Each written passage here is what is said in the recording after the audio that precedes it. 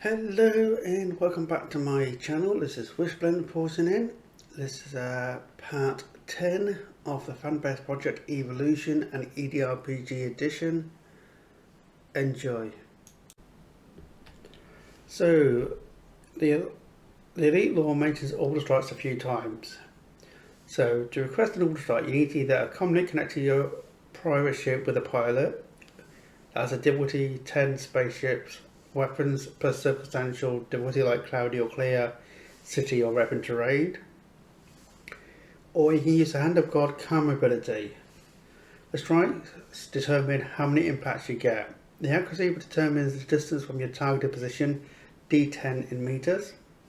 Delay determines how many turns it takes for the projectile to impact. Sweep is a unique effect for the Zeus plasma accelerator. Instead of firing a projectile barrage, it fires a continuous massive beam which sweeps across the battlefield. If it misses its initial target, it sweeps towards it. If it lands a direct hit, it sweeps in a random direction. Note, you can only use them in anarchy or active war zones. Bombing a civilian planet will get you killed by execution sooner or later.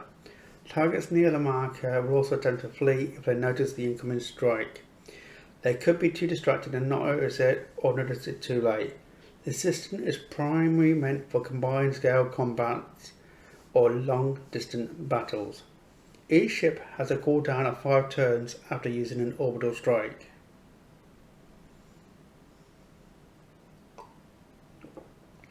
To determine the impact direction, use the scatter table for each strike, which is basically just here.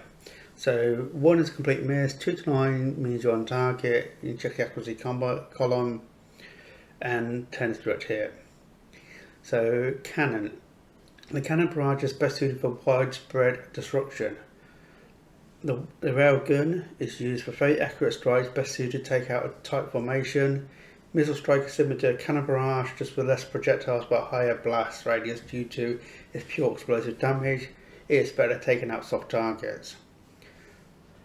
Torpedo is a single projectile with a huge blast radius to make it easier to hit a lot of targets. Plasma is potentially the most devastating type as it deals absolute damage.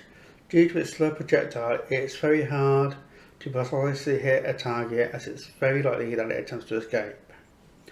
Zeus is a plasma variant that fires a deadly beam which decimates everything in a straight line. So as you can see, you've got the different weapon types here, the different types of damage, the radius, fatal and injury damage, how many strikes you get, how much accuracy, how close it is, what's the delay in time, how much damage to a person and also a vehicle. As you go down into like the plasma ranges, you can see it gets higher and higher. So these are basically fired by ships in orbit or low Earth orbit, so to speak. If a planet is engineered, you add additional damage accordingly. 4 bonus on the vehicle, double bonus on personal scale. You reduce damage based on cover and environment. Inside a building could take a quarter of the damage, for example. So you got, for example, this one here, torpedo explosive, does 4d10 damage. If a torpedo was engineered, you get additional damage on top of that. But yeah. So Scorpion SRV, here it is. It is in the project. I should say it's the new recon vehicle, armoured. Not sure what it's used for yet. Might find out once the Elite Dangerous Game update 14 hits, when the galaxy is going to change, when that Stargoid things finally arrive. But we'll see. Maybe by the next update I will have a answer what it's for. So carrying on. So new drones. So you need like the drone controller to use these. So the Firefly is basically a modular drone. It's a small Megatron drone and can be deployed from a bag or suitcase to do recon missions. Once it's deployed, it has the option to activate its optical camouflage to blend in its background. It's a special spherical design and slightly moves around on a series of muffled jets, and the batteries are the same ones used in the Odyssey spacesuits. So you can basically add an extra, if you get low on power, you can basically swap out the power cell for another one from your suit, if you got one. So it's got these modular designs can basically be adjusted. It's fitted with 3 modular bays, so you can have 3 of these inserted in any order. For example, additional battery bay, you can have 3 additional battery bays if you wanted to give it more range. But you can also have a tiny cutter, so you cut through most things to gain entry to a building in certain areas. Deploy data probes that hack into computer networks. Injector could be toxic things, could be healing type things. Don't know. It could be anything. So going on, you got SIP. SIP is basically a portable grappling line. Short version, you insert it into a standard grenade launcher. You raise the rifle up. You use a control interface to capture the scope. Basically, like a little computerized filter on the scope of your normal rifle. You tag like 2 locations and you fire it. It shoots out, impales on one wall, and then in the back of it fires to the other target, impales the second wall. So that way, it deploys a zip line between the 2. If it's basically like a metal object that you're going for, it uses built-in magnets instead of the impaling to lock on with the 2 magnets. These are just spaces for new ones which you haven't included yet.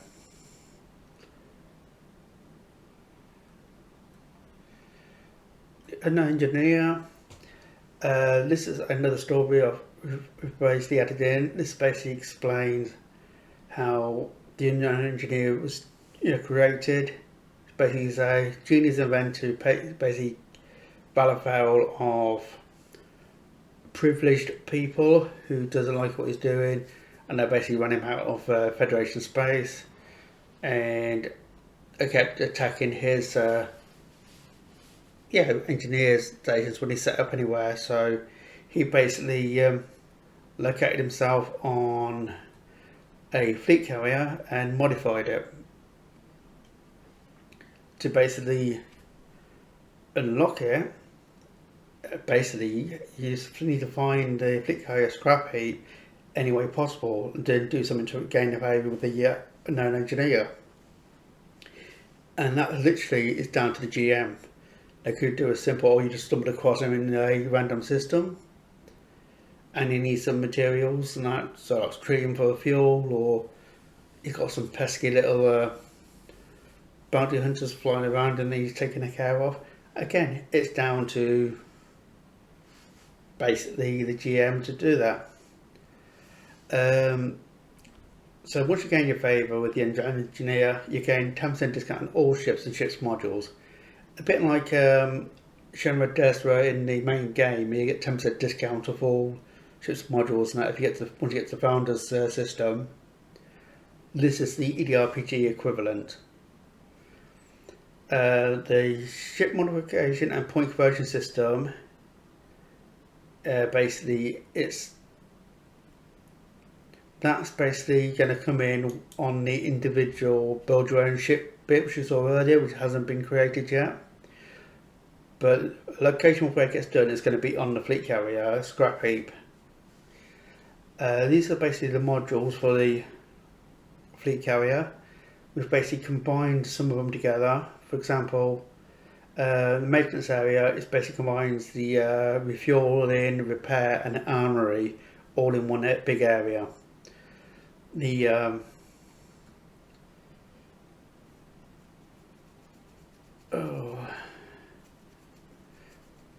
the shipyard basically does that. Basically, different shipyard lets you basically order ships and get them delivered to the carrier with a small fee. Or if you want a ship on the grey market, you can basically pay an additional 50,000 to get it. So the grey market is, say like you want to fly an Imperial cutter, but your rank is nowhere near it. You can buy the Imperial cutter for normal fee, get it shipped out for 50,000 credits, plus another 50,000, so it'll be 100,000 credits to get it shipped out to the carrier.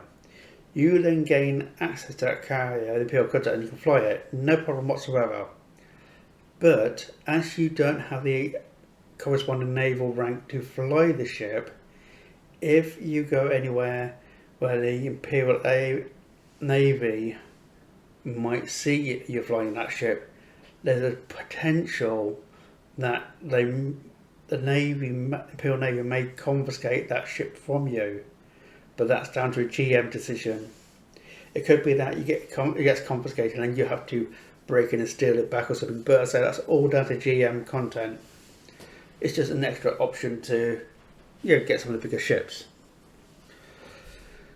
Smuggler's Warehouse, again, basically you got normal warehouse, this is like smuggling, so you can get to trade missions. Universal Photography and Physics General Monics, we've basically merged into one room. And the cargo space, I know it starts at 25,000 tons, for cargo in Hotspot tons basis on the carrier, and then different size modules decreases the amount of tonnage you get. To make it easier for the EDRPG, all the modules are fitted per fleet carrier, whether you basically steal one or you buy one brand new. Each of the modules are fitted for the same value as the basic buy value, etc. And none of the modules reduce value from the 25,000 tons, because that's a nice easy round number when you're doing your calculations on any cargo runs, etc. So carrying on, we've got 4 different fleet carriers. So you got the standard basic, I don't know what that is. You got the basic Drake class, which is the pointy nose ship. Basically to acquire it, so you either pay 6 billion credits or acquire it by completing the Hijack to Freedom missions, which is right at the bottom down here. Hijack to Freedom Part 1, Part 2. That basically lets you acquire one of these big, gorgeous fleet carriers. But say that's getting ahead of ourselves. So you either do the adventure, 2 adventures, or spend the 6 billion credits. It's up to you either way. So the combat variant of the fleet carrier is the Victory class. You get a bonus for bounty between missions. It also provides long-range fire support when it's nearby. It basically could jump into a combat arena like a capital ship. I'm sure you've seen those videos, so you know what I'm on about.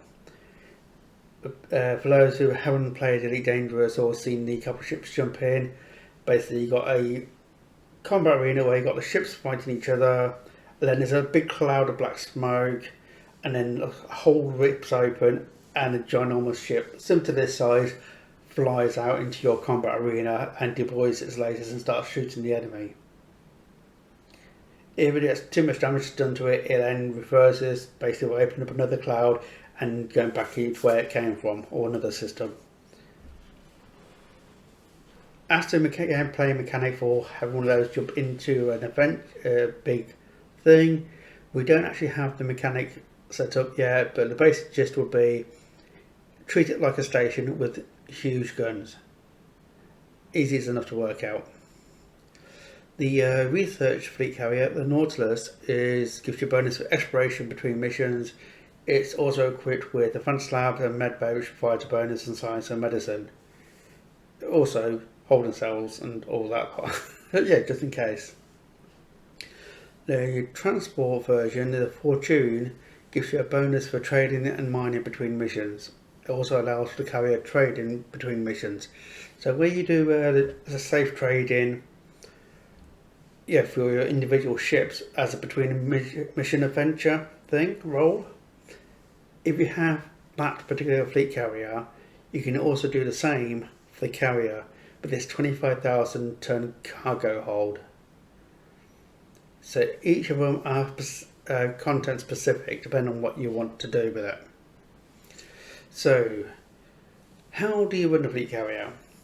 So whether you have a shiny new carrier or one you've just acquired, the first thing you have to decide is what type of fleet carrier you want. Then you select a name for your carrier. Each carrier will come with all modules and services fitted. To use the services, you need to hire a crew, which is described on page 260 of the core book. Each crew member works 8 hours per day, so you'll have to adjust how many you need for individual components, systems and all that.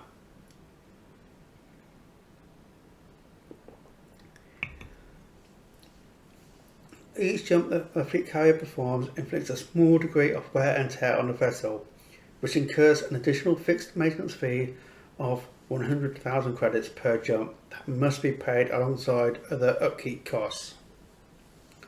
During each mission, the fleet carrier can be set up to do simple trade runs when not in use.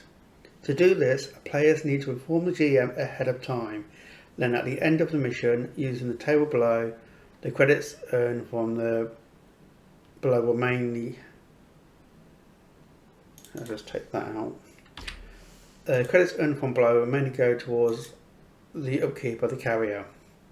In other words, it doesn't go into your individual player pockets, it goes into the carrier wallet. Note the carrier uses bulk sales for trading. This is not always meets demand of the carrier, and the carrier won't often get rid of all of its stock for the fixed, for the full market value. So if you do it, the bulk trading using the between adventure, during adventure roles, basically you won't get the full value, but you'll get some. So basically it works by using a D100 roll system, which you see below or on the screen. So you roll a D100. If you get a 36 to 45, then that is basically 9 tons of profit. 9 credits. 9 tons of profit per ton. 9 tons. Times that by the 25,000 ton cargo hold, and that gives you the value of 225,000 credits. I think I need to add credits on that there. Let me just do a quick check. So 9 times 25000. So they're credits.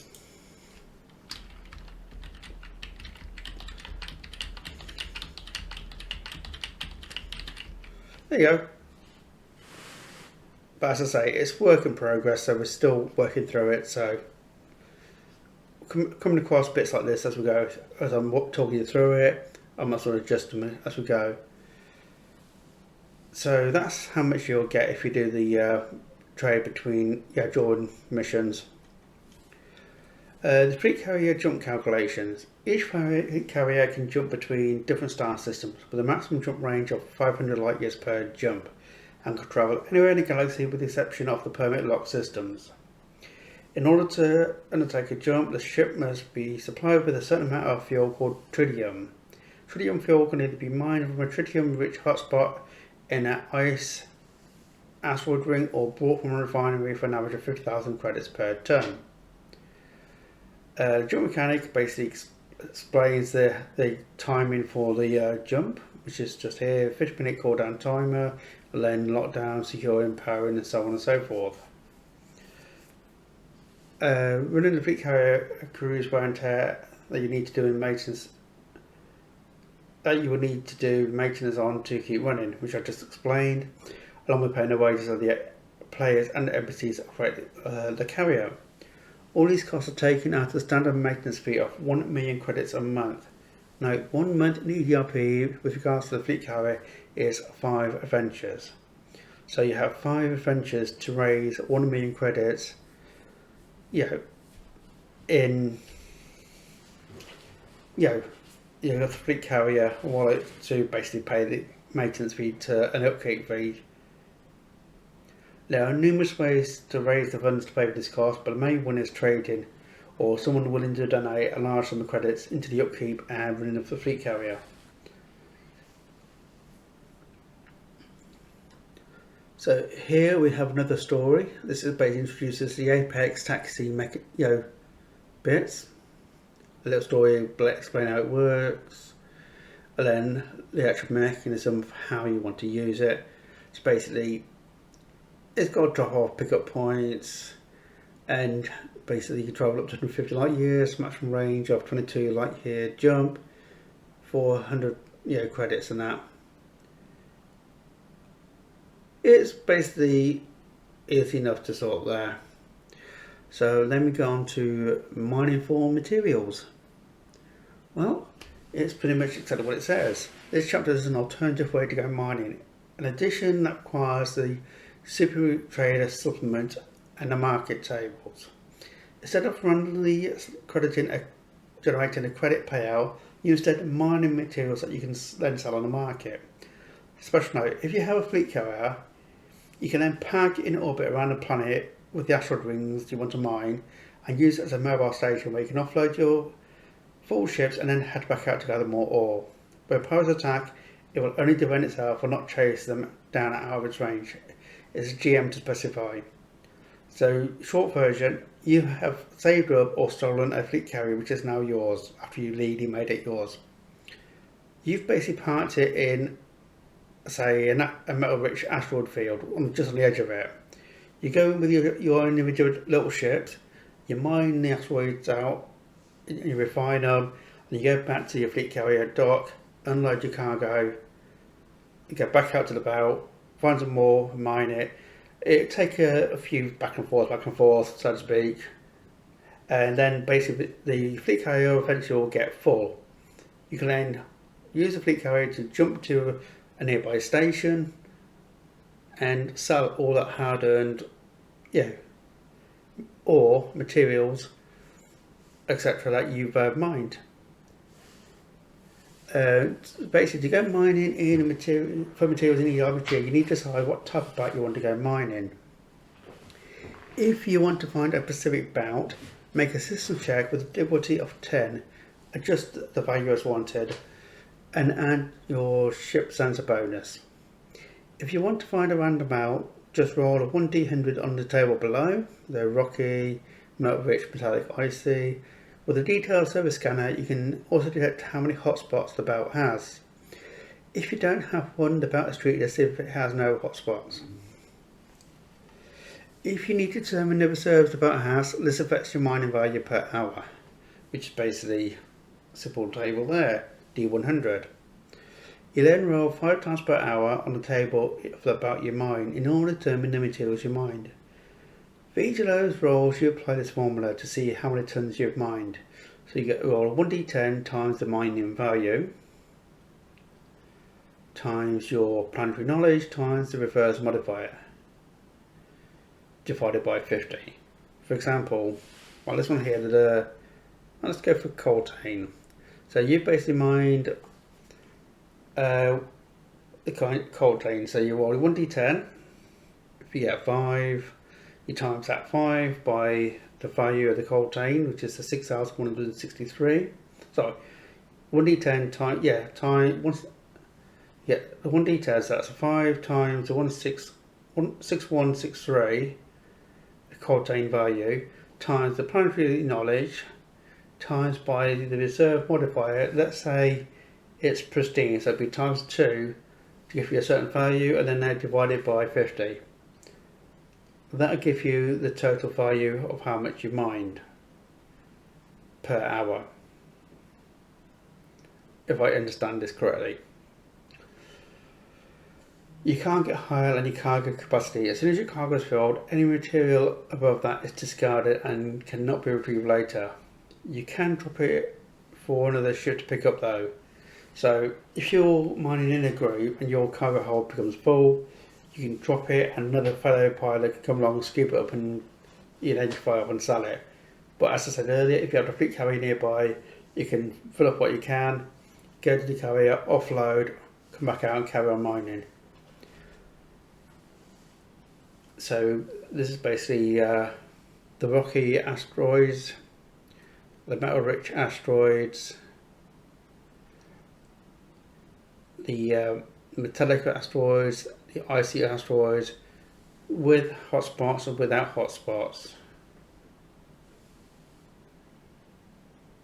The tritium is just here, by the way, 34 to 44, and it doesn't have any hotspots, so it's simple mining. If you're doing hotspot mining, also known as core mining, it's a specialty, a special and more risky form of mining. Asteroid cores contain the most valuable metals and minerals, but a regular mining laser is too weak to get to the centre, so you need to get new modules. And that's basically what these are.